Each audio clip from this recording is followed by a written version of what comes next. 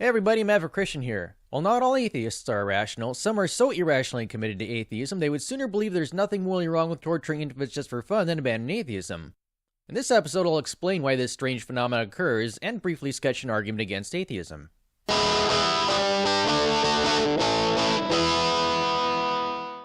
Part 1. Yes, some atheists are like this.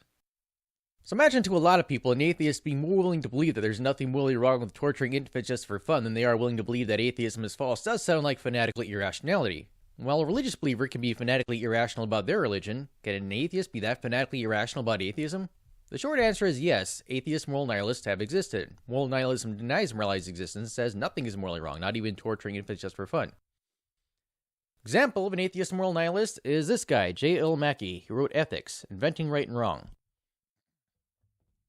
Now, moral nihilists can, of course, still have preferences for human behavior. They can be just as opposed to the torture of infants as much as anybody else. In fact, their behavior is often suspiciously similar to those who do believe in morality.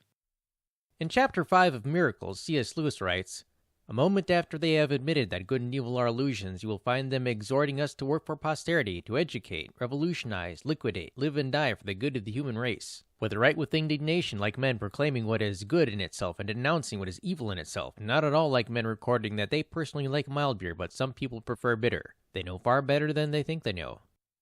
It's almost as if on some level they really do believe in morality, and since it doesn't seem reasonable to believe that there's nothing morally wrong with torturing infants just for fun, why would some atheists embrace such a horrendously implausible view? Part 2. Why? Why would some atheists deny morality's existence? Well, as it turns out, upon closer inspection, atheism doesn't fit in all that well with the existence of morality, particularly objective morality, moral objectivism being the view that there are moral truths that hold independently of our belief and perception of them. Objective morality does fit in extremely well with theism. On a theistic worldview, it makes perfect sense there be some component of reality transcending our opinion that says people shouldn't do certain things. But now let's suppose atheism is true. On atheism, moral wrongness is a very strange property when you think about it. It's invisible, non-physical, and empirically undetectable. So why shouldn't a consistent atheist reject the existence of this invisible, non-physical thing that cannot be empirically detected, if the atheist does reject the existence of invisible, non-physical deities that have allegedly not been empirically detected? Given atheism, it seems more likely that people's belief in moral wrongness is a delusion brought about by evolution to get us to behave in certain ways and help our species survive. Given atheism, moral wrongness probably doesn't exist. I agree with those atheists who think it's likely the case that if atheism is true, then real moral wrongness doesn't exist. But then it follows that if some things are morally wrong, like torturing infants just for fun, then atheism is probably false. So morality's existence would then constitute evidence against atheism.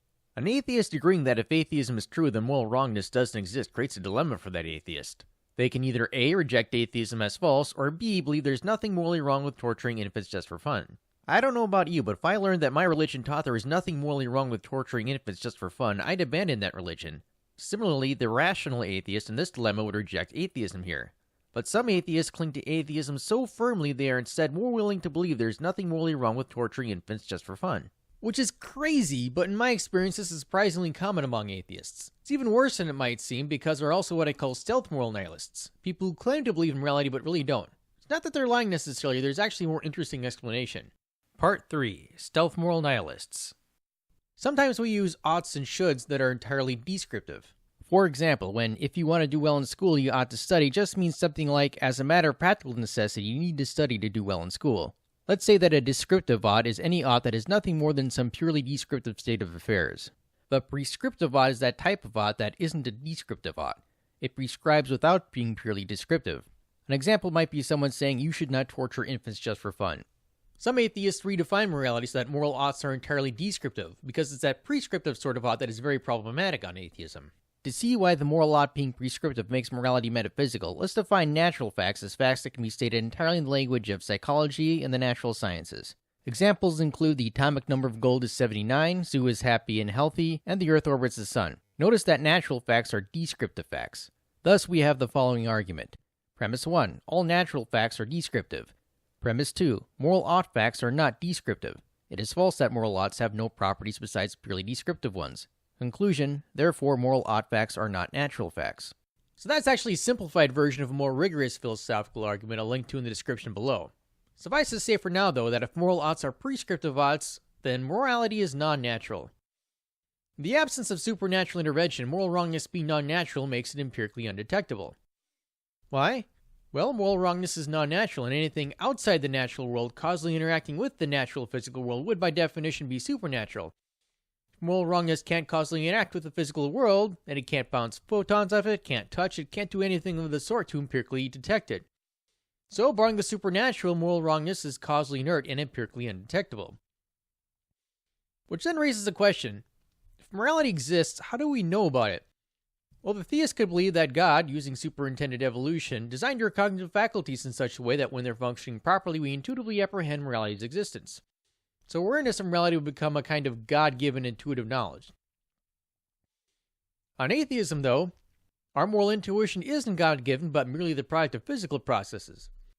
So, given atheism, if morality can't causally interact with the physical world, then those physical processes would give us the same intuitions of morality's existence regardless of whether morality existed. That would seem to undercut such intuition from properly justifying our belief in morality.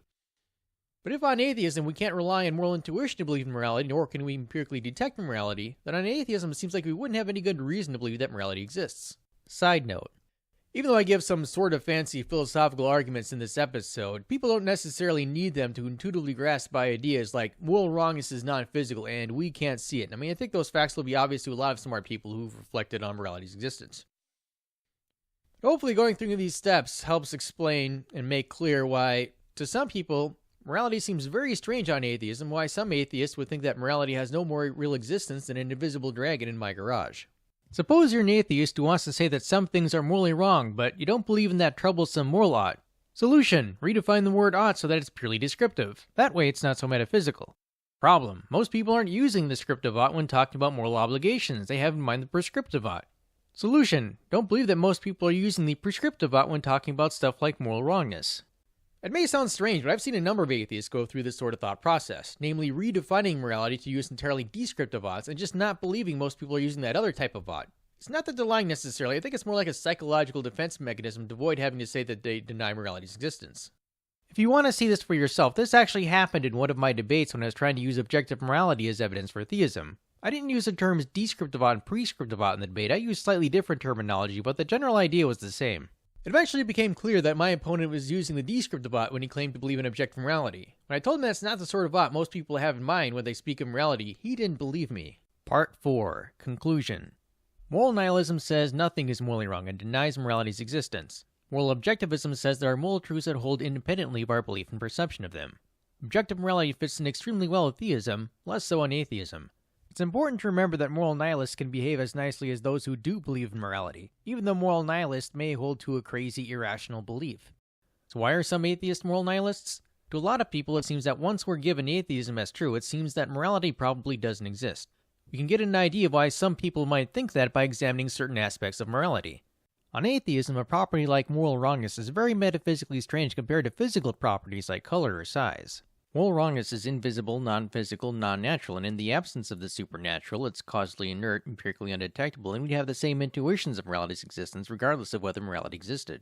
So on atheism, it seems like we wouldn't have any good reason to believe morality exists. I suppose the atheists could get around this barring the supernatural thing by positing something like supernatural powers of clairvoyance giving us moral intuition, but that seems awfully far-fetched. It seems more likely on atheism that we don't have any good reason to believe morality exists. And given how metaphysically strange morality is on atheism, it's understandable why some atheists would think that morality has no more real existence than an invisible dragon in my garage. For some bonus philosophy, this sort of reasoning about how metaphysically queer morality is basically the argument from queerness. To oversimplify it a bit, just as we would think supernatural clairvoyance is far-fetched because of how metaphysically queer it is, properties like moral wrongness are likewise unlikely because of how metaphysically queer they are. I think this philosophical argument works on atheism because invisible, non-natural, causally inert moral wrongness does seem very metaphysically strange on atheism, and on atheism we don't seem to have any good reason to believe it exists. In contrast, on theism, the idea of a supremely authoritative, non-natural component of reality giving us intuitive awareness of morality's existence isn't so far-fetched. If it is likely the case that if atheism is true then real moral wrongness doesn't exist, then one can use morality as evidence against atheism. Atheists who believe premise 1 to be true here face a dilemma. They can either A. reject atheism as false, or B. believe there's nothing morally wrong with torturing infants just for fun. Remarkably, some atheists in this dilemma are more willing to believe that there's nothing morally wrong with torturing infants just for fun than they are willing to believe that atheism is false, which by my lights is a level of irrationality akin to religious fanaticism. Note that if a religious person did the same sort of thing in such a dilemma with their religion, people would think the religious person is fanatically irrational. Some atheists honestly don't see anything morally wrong with torturing infants just for fun because it doesn't fit their narrative of reality. So atheists can be amazingly irrational people, a sort of irrationality akin to religious fanaticism. Now, not all atheists are irrational, and irrationality isn't confined to atheism. Irrational fanatics exist among the religious, among the political left, among the political right, and so forth. What amazes me is that some atheists are irrational about atheism in a way as if atheism were a religion. It's not something I would have expected. So atheists have, for lack of a better term, a sort of PR campaign about how irrational they are that to some degree has influenced even me. It says, we atheists, we're irrational, we're reasonable. But it is not reasonable to believe that there's nothing morally wrong with torturing infants just for fun. And it amazed me how common it was in my experience for atheists willing to go that far to believe in atheism as if atheism were a religion. How common? The majority of atheists in my experience were willing to go that far when I presented morality as evidence against atheism. Now, I'm optimistically assuming that most atheists are not actually like that. Those who are just disproportionately represented on the internet. My experience is not a scientific survey. But yeah, some atheists really are as irrational as a religious fanatic. So why bring this up? Well, there are a number of reasons. One is this, that an atheist PR campaign of rationality I mentioned earlier. It needs to be pointed out that this campaign doesn't necessarily reflect reality. The second reason is that some non-theists, like Godless Cranium, thanks for commenting by the way, have pointed out that some religious believers are crazy irrational, and fair enough, that's a problem. But then it needs to be pointed out that it's not just my side that has this problem.